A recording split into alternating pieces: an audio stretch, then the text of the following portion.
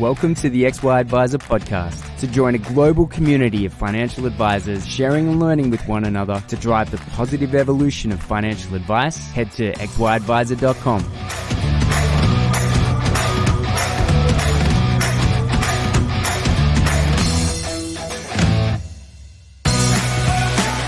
G'day, how's it going? What do you know? Strike a light. Clayton here from XY, chatting with David, who has a pretty interesting story to do with, I'd say, formerly the number one financial services company in Australia, but AMP. Mate, thanks for coming on. Yeah, look, good to be here. I think this is definitely a story that needs to be told because there's a lot of stuff that's AMP doing their level best to sweep under the mat. Yeah, and I guess my interest in this topic comes from the fact that AMP, it's been such a backbone of financial services in this company for so long, right? It goes back how long? 150, 160 years, something like that, right? Yeah. Been instrumental in the development of the entire industry. I've known many people to have worked, who are amazing people that have worked in AMP over the years. And it's had, I think, a lot of good intentions. And I'm probably just a little bit disappointed because AMP, which was, the number one financial services company in Australia, had a deal, had a contract, right? And in that contract, they said, planners, we want to, I guess, protect your downside if you're willing to help us on the upside. And that was a bit of the trade-off, back in the day, right? It was certainly back in the day. Then FOFA came in, sort of changed that a bit. It was, in fact, at that stage, that sort of post-FOFA stage, it broke the law to provide AMP with that upside. And AMP suffered the natural consequence of that law change. And I think in a lot of ways, their hands were tied. Everything changed from underneath them. My issue has come about where AMP has said, the rules were changed on us. So now we're going to change the rules on our planners. And the issue that I have there is there was a pretty tight contract where it couldn't be changed. The new management there decided to change it. There were obviously big issues in that with people losing a lot of money. So, and we've had Neil McDonald on before, the head of their AMP FPA, discussing, the class action. So that was started. But as all this was happening, about 200 or 300 planners were given a contract. And this contract is now infamous, and yet I don't know anything about it.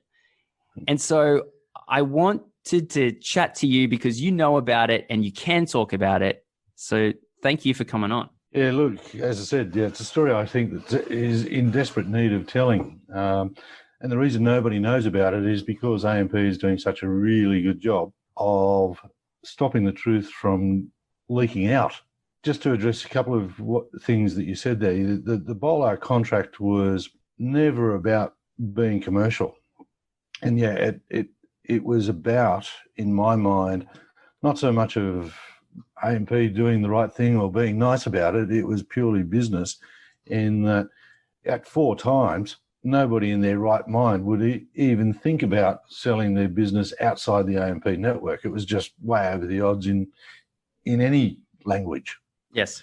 So AMP was protecting its business, making sure its clients didn't leak out to MLC, for example.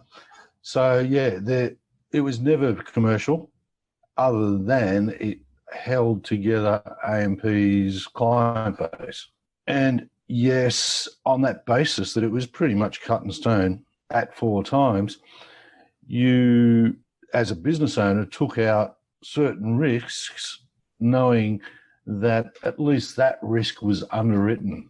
Absolutely. My story, it probably needs to go back to the start, because now we're in a situation with the Bolar change was one issue, and that's kind of being addressed by the class action. Yes. The second issue is that there's best estimates somewhere between 300 and 400 advisors, which were essentially given their marching orders last August, I think it was. Yeah. August 19. October 19, I think, was when I had to make a decision. I was forced to make a decision that I didn't want to make, frankly. And that exit process has been nothing short of brutal. It's certainly been drawn out for those planners, and asking somebody to sit around and be a part of their own demise now for over 12 months is just, I think it's black and white wrong.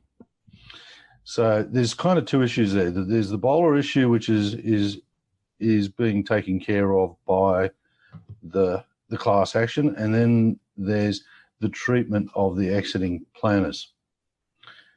To try and put it in some sort of context, I might start with the result and then go back and explain how the result is being perpetrated or manufactured. The result is that any of the exiting planners that weren't given a choice, they were told they had to basically exit or merge, are being given exit audits. And these exit audits are being conducted on the basis of a level of compliance that's never existed before. So the compliance hurdle has just been pushed up so far that nobody's actually passing it from the numbers that we can ascertain, which actually gives AMP the ability to reduce the exit payment. It's already been reduced once by the bowler change. So they're now using compliance as the tool to reduce the exit payment even further. So we get into the rights and wrongs of that.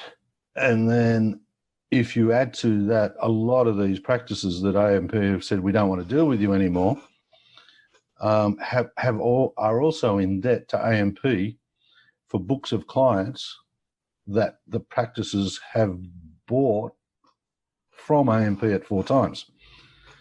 So basically, you buy a book of clients. In my case, it was $60,000 worth of revenue at 4 times. Simple maths, 240 grand, which was fully funded by AMP Bank. What I was betting on was my ability to grow the business.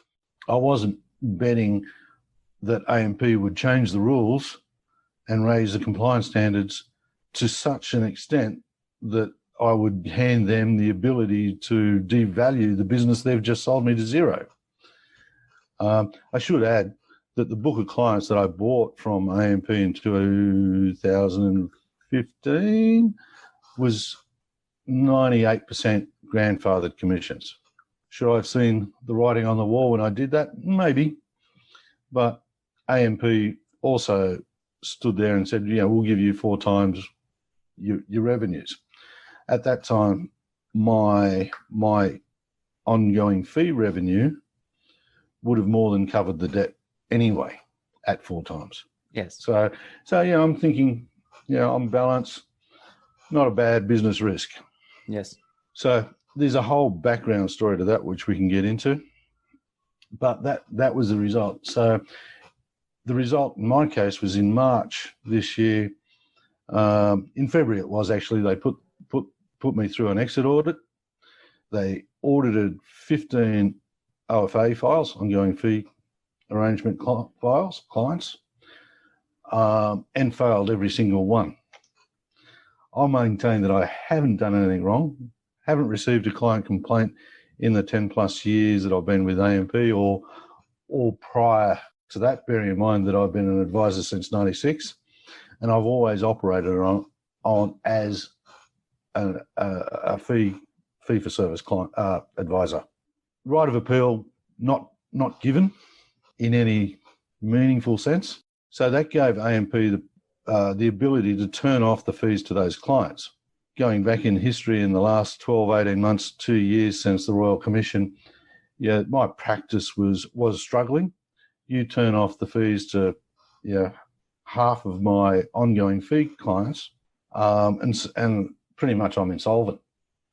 So at that point in time, I handed in my AR, my authorised representative, pretty much on the spot. and said, I still owe $200,000 to AMP Bank. I'll just have to try and negotiate with AMP Bank what to do about that. AMP Bank came after me pretty hard, and the one concession that they did offer was to say, we'll turn your loan into an interest-free facility pretty much forever. They weren't going to forgive the loan under any way, shape, form, but they said, we'll turn it into an interest-free on the proviso, and the devil's always in the detail, on the proviso that we take your family home as security for that facility. The family home is jointly owned with my partner, who has had nothing to do with the business. That's her financial security. And I was about to and AMP wanted to take that security away from her after they've thrown me under the bus. So that was a showstopper as far as I was concerned.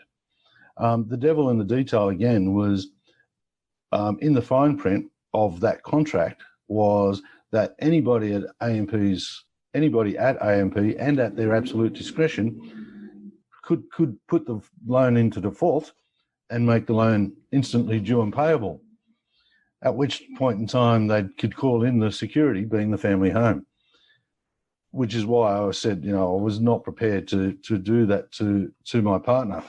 So yeah, that's my story. I believe, and there's some statistics that have come out recently, that there is potentially another 300 people having a similar experience. So what's come out, to get to the chase, so what's come out is there seems to be one set of compliance arrangements for exiting orders, exiting planners, and another set of compliance audits for planners that are staying there, that are remaining with AMP. It's not being applied consistently or evenly, is the way it's sort of panning out. And the situation is, in my mind, that the law should be applied equally. So we got to a situation, and there's a group of us that sort of banded together and trying to figure out a way out of this whole mess. It got to a situation where nobody was really taking it terribly seriously. AMP were doing a really good job of saying it's only one or two disgruntled advisors that really shouldn't be in the industry anyway, which is so far from the truth it's not funny. So they've been really doing a really good job of dividing and conquering. So a group of us kind of got together and said, this is just insane. It's having a huge toll on mental health and people's financial futures by a company we were supposedly in partnership with. Not just, and we're also talking about, potentially, many thousands of clients who have had their relationships with their advisors just severed without any planning, without any handovers, without. So clients are being left out high and dry as well as the advisors. So it got to a point where we started to talk to each other, and we were realizing that there's literally hundreds of us out there being literally thrown under the bus through this audit process and having our values destroyed. It's the value is still there. The clients haven't gone anywhere. The products are still being held by those clients, but it's the value to the advisors' practices that are being destroyed.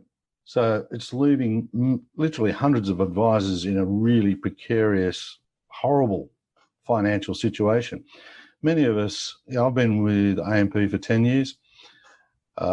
There's been, in one case, they're 18 years. So somewhere between 8 and 18 years is kind of the average tenure of the planners that we're talking about. Long-standing planners, never had an audit issue in the past, and I've been audited at least once a year in those 10 years, probably twice a year. And this is where we got to. We said, okay, AMP's using a weaponized audit process to transfer value from our practices back onto their balance sheets, essentially, onto its balance sheet. and leaving many of us with significant debts. At $200,000, I'm one of the smaller indebted planners. There's been planners out there that over the last 10, 15 years have been accumulating practices and books of clients as and when it permitted, and there's debts out there of $1 million with no asset behind it anymore. And those planners don't actually have, we'll get to it, but those planners don't have, they're restricted, they've signed contracts, and we'll get to the reason why you might sign these crazy contracts in a minute. They've signed contracts that won't allow them to work in the industry, and these are guys in their 50s, largely, people in their 50s, not just guys, people in their 50s that can't work in the industry that they've been a part of for 10, 15, 20, 30 years, that have been left with a debt with no real way of being able to deal with that debt. It's just a shocking situation. So, the planners, we started to talk to one another and realised that there's some really big common themes going through the way AMP are treating the exiting planners. So it came down to either AMP have been negligent in their corporate Corps Act responsibilities in regard to training and monitoring, or it's purely a weaponised audit. You can't have it both ways. On that basis, we agreed that there's actually something that needs to be reported here under any sort of ethical obligation to ASIC.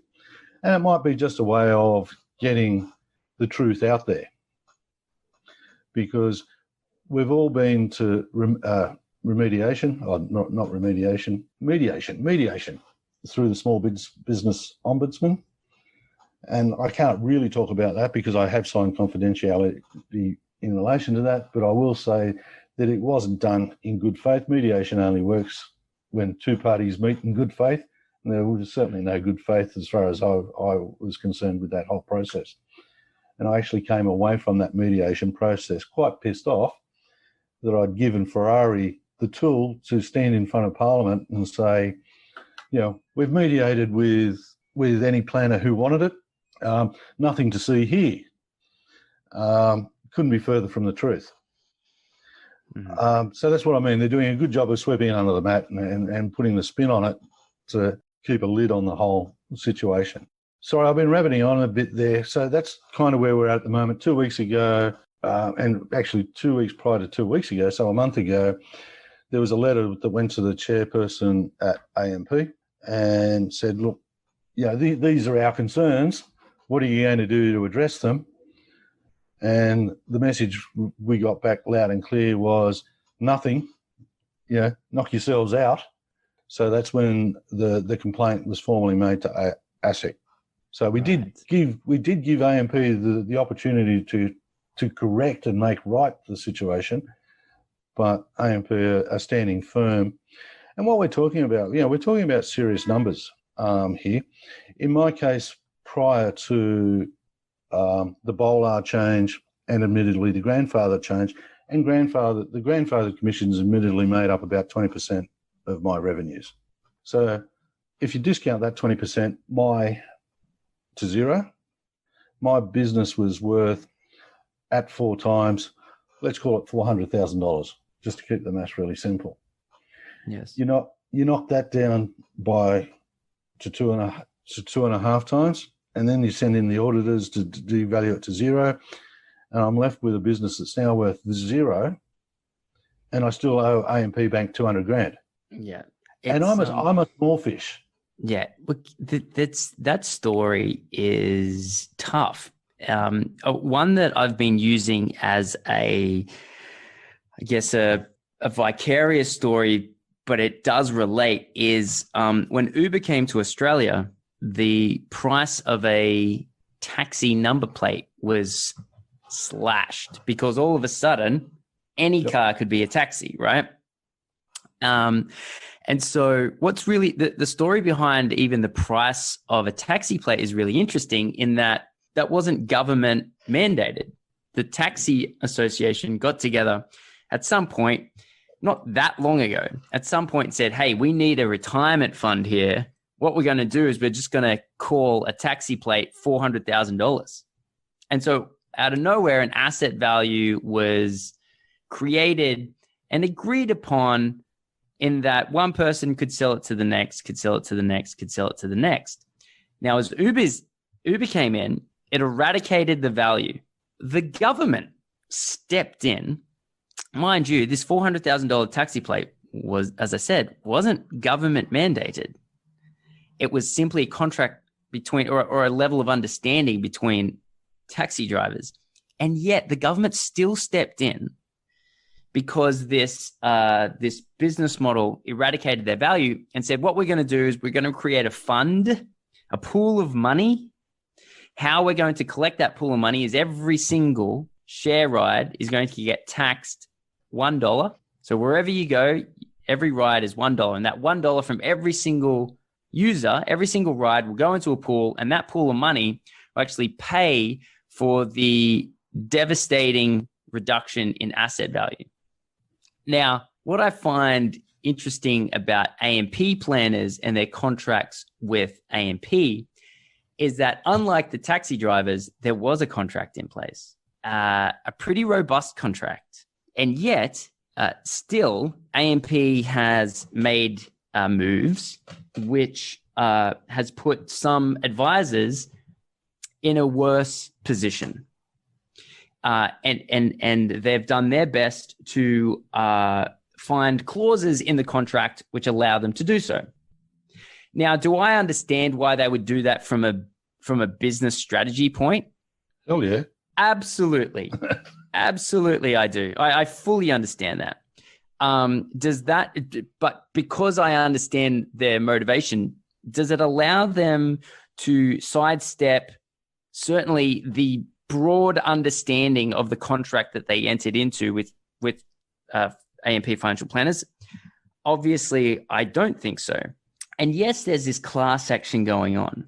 But what I find disappointing is that taxi drivers, and whatever your opinion is of taxi drivers, but taxi drivers were considered disadvantaged simply by capitalism, like with a competing business model, and the government came in to save the day.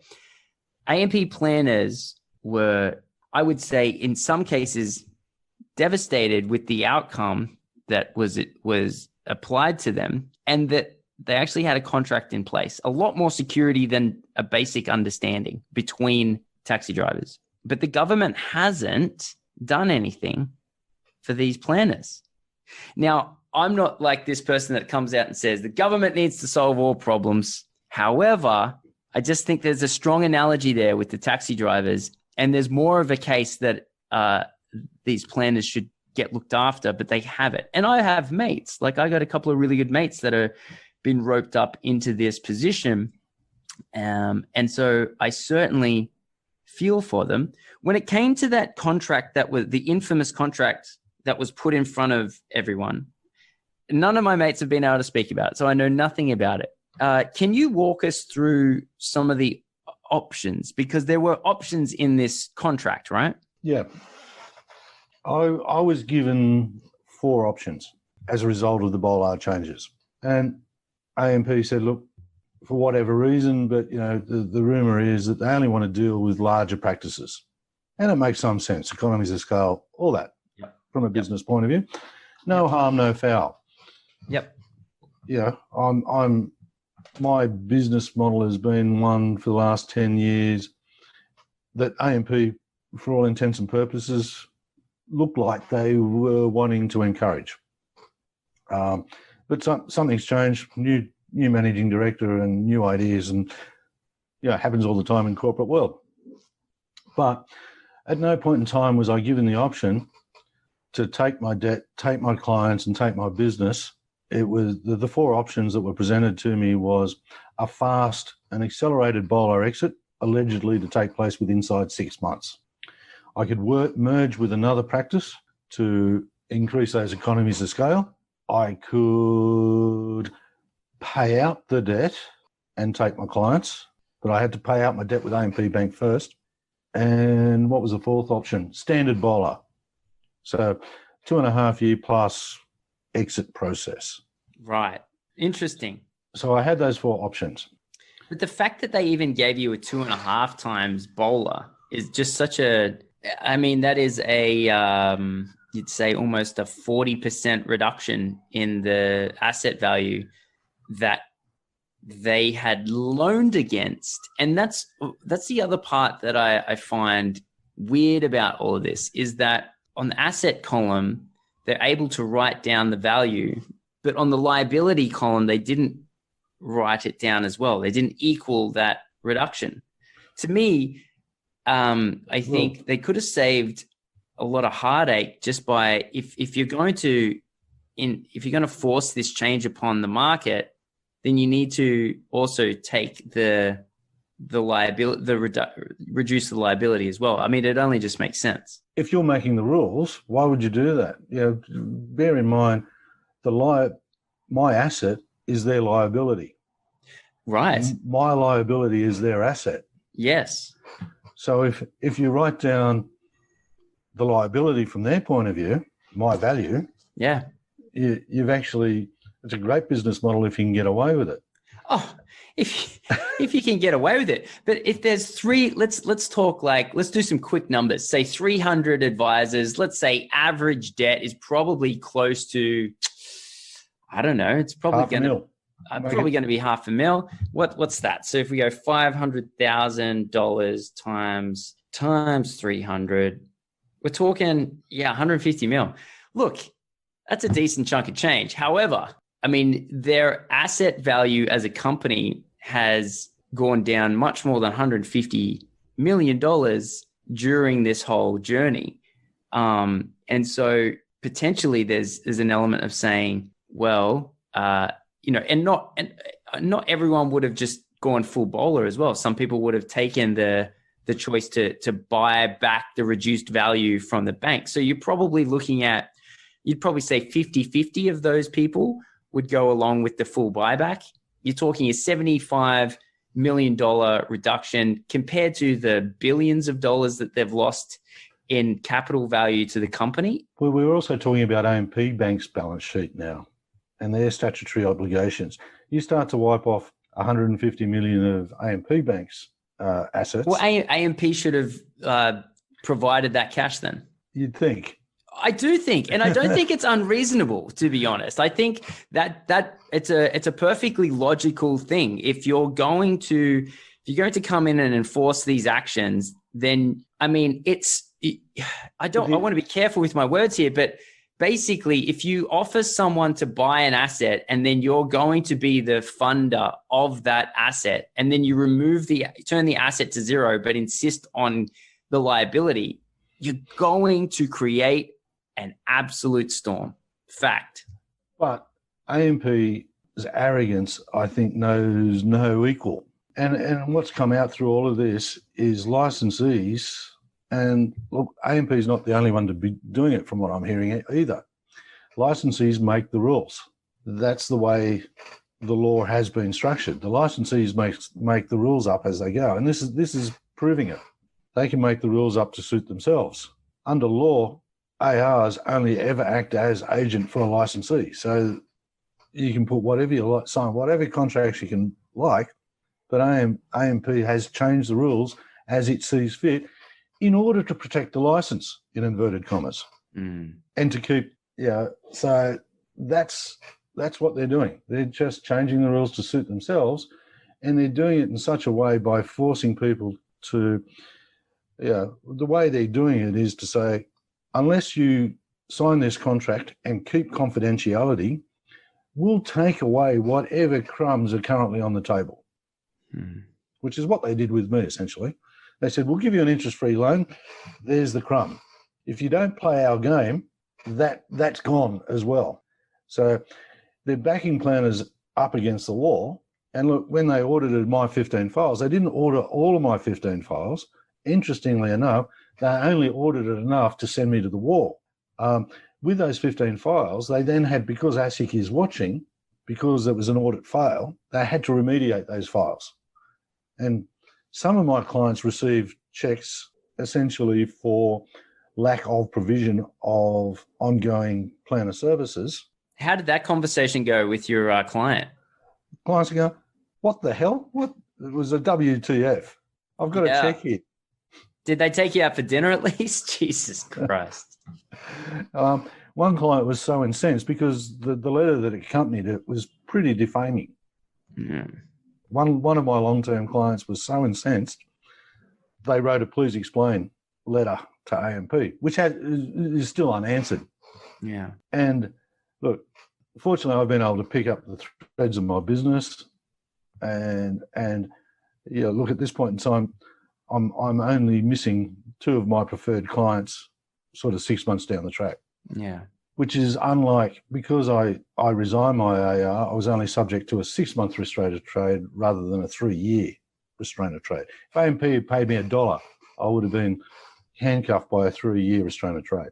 But you still walked out with $200,000 debt. Yeah, and I haven't signed any of their, I'm going to say it, their bullshit contracts, because I refinanced that debt through other sources, which AMP obviously didn't see coming. Yeah. And so are you a part of the class action? Yeah, because part of what they wanted me to sign was also waiving all rights to all future actions against AMP forever. Wait, so all the people that should be in this class act, are you saying that those, that 300 odd advisors who were asked to leave, were they forced to sign something that says they can't be in the class action? Yes. Bollocks. Are you serious? I am deadly serious. It's come out as part of the class action hearing. I think it was on the 3rd of December, and Cause said to the judge, this is just wrong. And so the concession was, now AMP have to spell out to people that they want to have sign these contracts that if they do sign, they'll be waiving their rights. So now AMP have actually got to spell it out. They're still putting these bullshit contracts in front of exiting planners, but now AMP have actually got to spell it out that anybody who signs will be waiving their rights. But they're the people that the class action is for. So yeah. I don't know. Yeah, I don't know how this is going to play out, but it's sorts of wrong.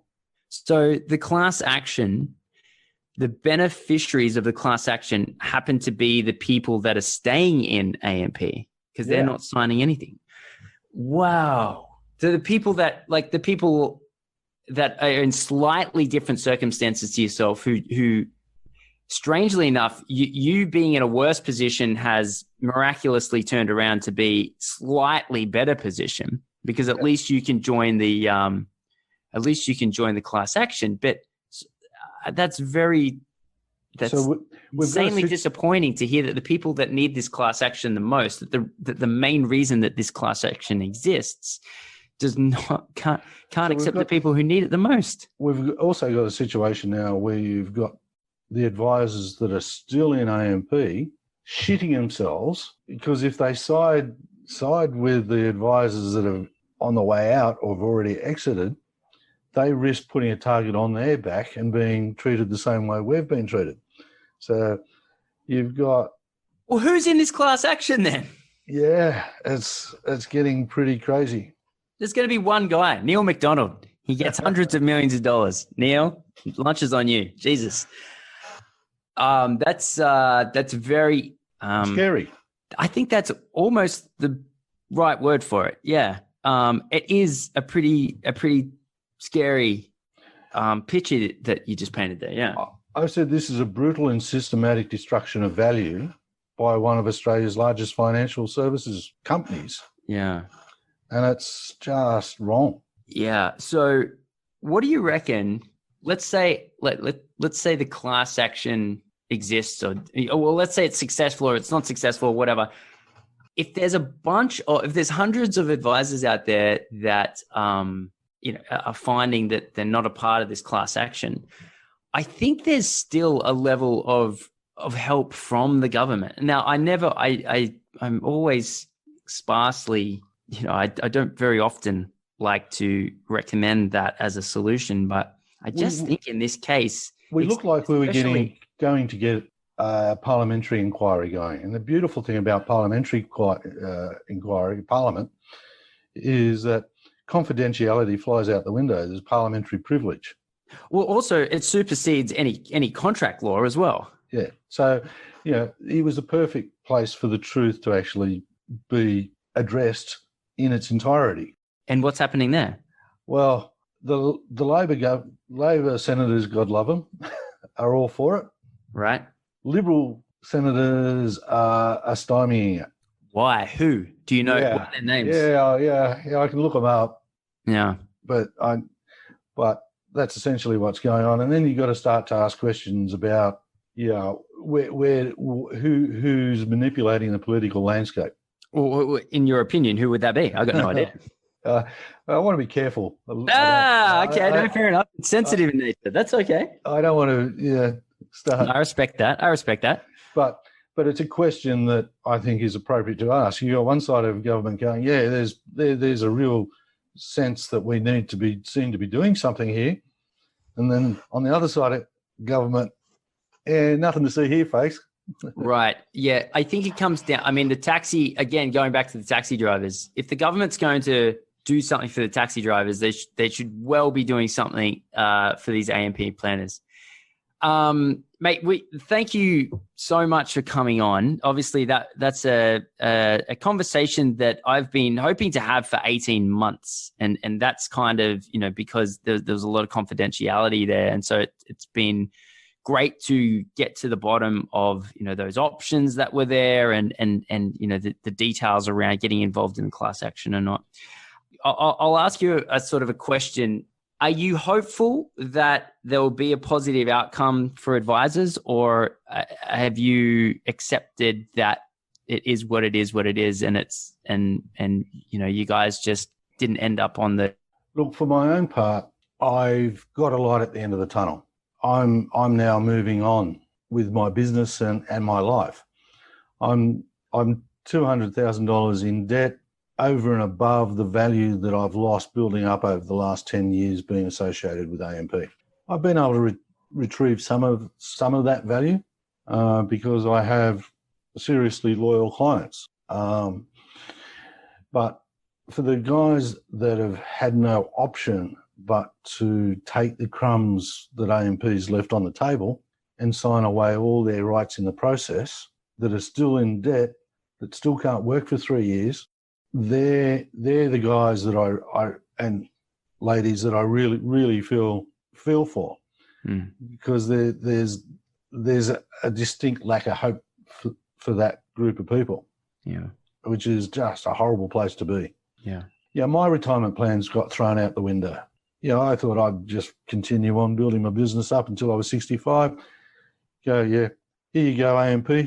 Take it away at 4 times. Thanks for the memories. Yes. Which is what you signed up for. Which is what I signed up for. Yes. At 55, I got to make every single moment count. Yeah. And at 54, I am sorry. But at least I have the ability to dig myself out of the hole. There's lots and lots of people who don't. So have I moved on? Yes, I have moved on to some extent.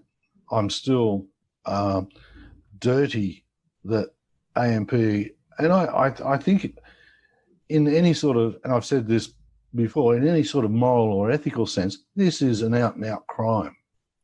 Doesn't pass phase you. Not at all. Not the least little bit. Doesn't pass the smell test, the pub test, whatever you want to call it. Yeah. If you're talking about the Aussie spirit, it's just been shat on. Yeah. So it's all sorts of wrong. Whether we're going to see the right result, maybe it's just me being cynical. I'd like to think we'd see at least a better result than what's being achieved by the planners at the moment, particularly the exiting planners. As I said, there's kind of 2 camps there at the moment. Yeah. And I put the exiting planners, and we're going back to the mood at AMP changed in sort of January 2018. So we're 2 years worth of people that have been trying to get out of AMP, the ones that were giving their marching orders and that are still there. And then there's the ones that are still at AMPFP that are keeping their heads down and hoping they don't attract the same sort of attention that we've attracted from AMP for fear of being in exactly the same situation. So they're sitting there saying, yeah, we'll do what, AMP's got a massive gun to everybody's head, including the ones that AMP are saying they want to keep. So there's some competing factions going on as well. So am I hopeful? I think someone was like able to put one foot in front of the other. I'm a fairly optimistic sort of guy. I think there's always hope. Where realistically I think the right thing is going to happen, I've got some really cynical doubts. I think it's been 2 years now since all this hit the fan. Yeah. It's 3 years since since the Royal Commission. Yeah. It's been dragging on for a hell of a long time now. AMP could have done the right thing and could have moved on with their business model.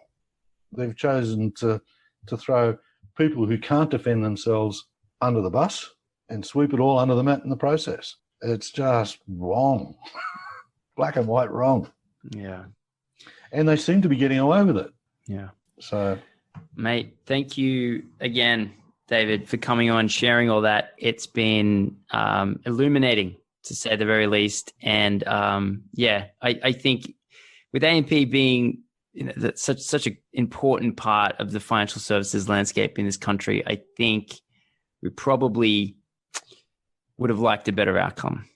And mate, I applaud you mentioned the Aussie spirit, the Anzac spirit that you have, the resilience that you're putting forward and going out there to get it. So I congratulate you on that. And I'm sucks that all that happened to you and hundreds of other advisors, but hopefully, there's something that's on the other side of all of this. And I really do hope that. So for Christmas, mate, enjoy your time with the family, all those good things. And then I'm excited to see what you do with your business next year and moving onwards. There's a whole new way of doing things, right? You've been thrown into it now.